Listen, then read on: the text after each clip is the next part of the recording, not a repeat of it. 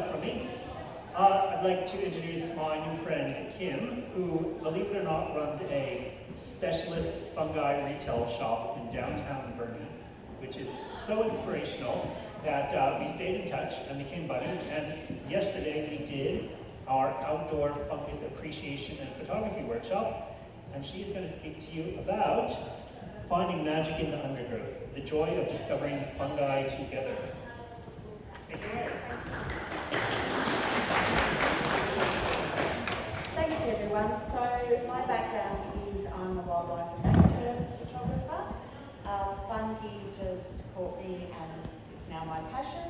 So much so that I have a gallery and gift shop that is solely fungi, and I have all of my photography products there, which you can see over on my display.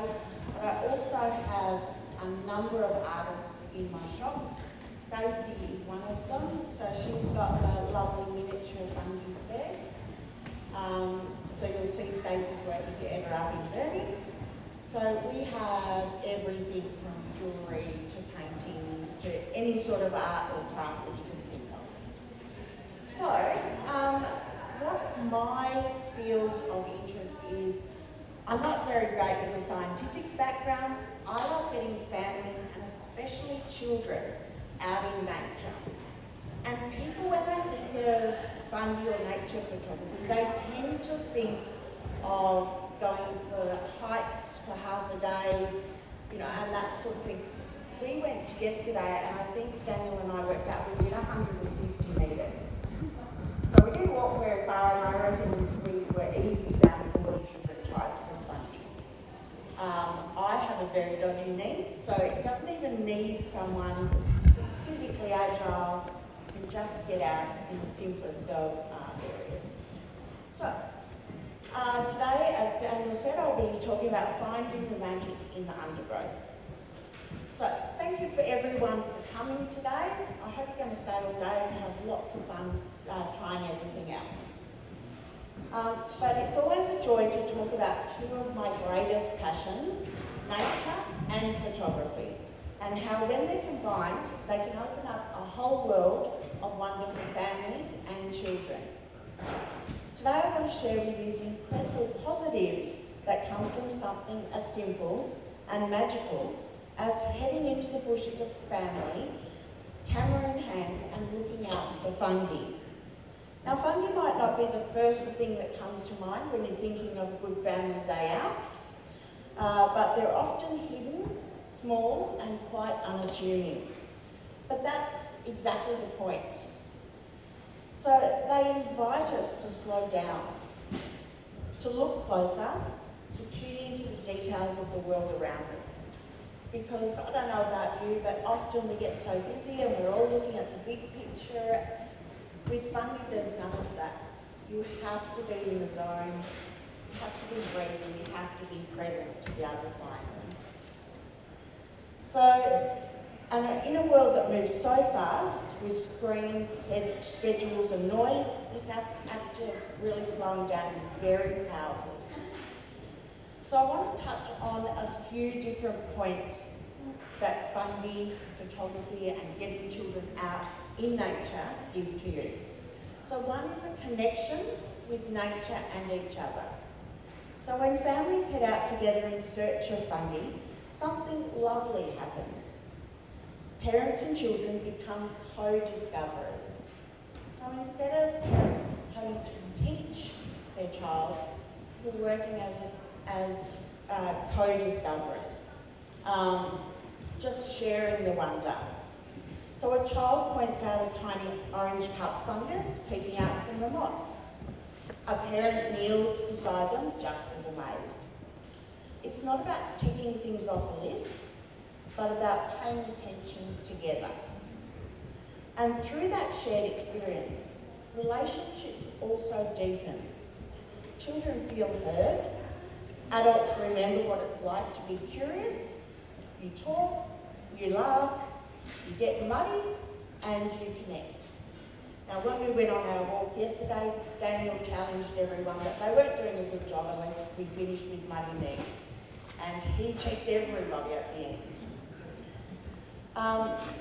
So while I I'm talking, you'll see some of my photography that's going through and some of the children that I take on walks, including my young grandson who's 2.5. Now, my young grandson often comes with me. He also works in my shop. He's got his little fungi shirts, and his mother will say to him, "Are you going mushroom hunting with Grandma today?" And he says, "No, Mummy, fungi." So she always stands corrected. So the other thing that's very important to me about taking families into nature is the mindfulness and mental health aspect. So I take a group of 3 girls. They started with me just as photography students. They now come with me on fungi photography hunts. Their parents know that it's all about the mindfulness, but the girls don't. They just think they're out looking for fungi and they love it. So being in nature is grounding. There's growing research showing that how time in nature reduces stress and anxiety in both adults and children. But fungi add a special twist. Because they're so hidden and ephemeral, you need to be fully present to find them. This presence, the state of noticing, is mindfulness in its most natural form. And when you bring a camera into it, children learn not to just look at the fungi, but to see them. Suddenly the forest floor becomes a place of treasure. You're no longer walking through nature, you're immersed in it. Now if you come to my gallery ever, people come and I have had people just come in and just stand there. So I often play forest sounds through the speakers. I have a wonderful scent maker who makes me 3 scents, and one of them is rainforest, so you smell that softly in the shop, and then you're surrounded by my shop is all timber and glass. So it really is the experience, and that's what I was trying to get. So your third aspect that I think of when I think of taking children into the forest is fostering creativity and observation skills. So fungi come in the most unbelievable shapes, colours and textures. Vibrant reds, glowing blues, ghostly whites. They're like fairy tale creatures hiding in plain sight. Photographing them encourages children to frame a scene, think about the lighting and the details, and tell stories visually. It's art and science rolled into one, and without even realising it, their mind is focused, their breathing has slowed, and nature has embraced them with a soothing embrace. With their interest captured, they begin to ask questions. Why does that one glow? Is this a family of fungi? How did it get here? And suddenly a fun outing becomes a learning experience, one led by their own curiosity. So if you've ever tried teaching children, sometimes you'll be talking at them. This way they teach themselves, and I can guarantee you they will teach you a lot as well. The other thing I wanted to touch on was that taking them out is building a respect for the natural world. So kids nowadays, in general, don't get a lot of contact out there with the natural world. They're in houses or schools or all sorts of buildings. They don't get that chance to go out in nature unless you actively take them out. So when children fall in love with something, they want to protect it. So if you've ever seen their favourite toy, they won't let it go. They will do anything to protect it. The same thing happens in the forest. So by discovering fungi, these often overlooked but essential parts of our ecosystems, children gain a new respect for the hidden parts of nature. They learn that beauty isn't always big and bold. Sometimes it's tiny, fragile, and hidden behind a leaf. This builds a strong foundation for environmental stewardship. They grow up caring, not just about the popular parts of nature, but the whole web of life. And I had the very big pleasure of meeting Daniel's young daughter, who's also here today helping Dad the afternoon craft with him. And she was just amazing. She has all of that protective thing, and obviously that's been instilled by Dad. And it's beautiful to see because those are the children that will grow up protecting our nature. So the last thing I really wanted to talk on is simple. Taking a child out, looking for fungi, photographing fungi, creates lasting memories with them. And let's not forget about the joy. The sheer delight when a child spots a bright purple toadstool. The teamwork in setting up the photo, the stories shared over the hot chocolate about the weirdest or most beautiful fungi they saw, they're the memories that last. Now I have a good friend who's here in the front with a mushroom hat on. She's also one of my artists in the shop. She's running the children's activities downstairs. She's like my big kid.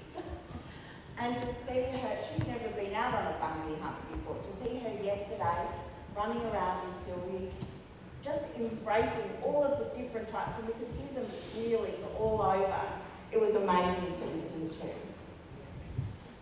So they're the moments that are going to stay with the children into adulthood and spark a lifelong connection to the natural world. Because they will remember that their mum, their dad, their grandparents took them out and had that time.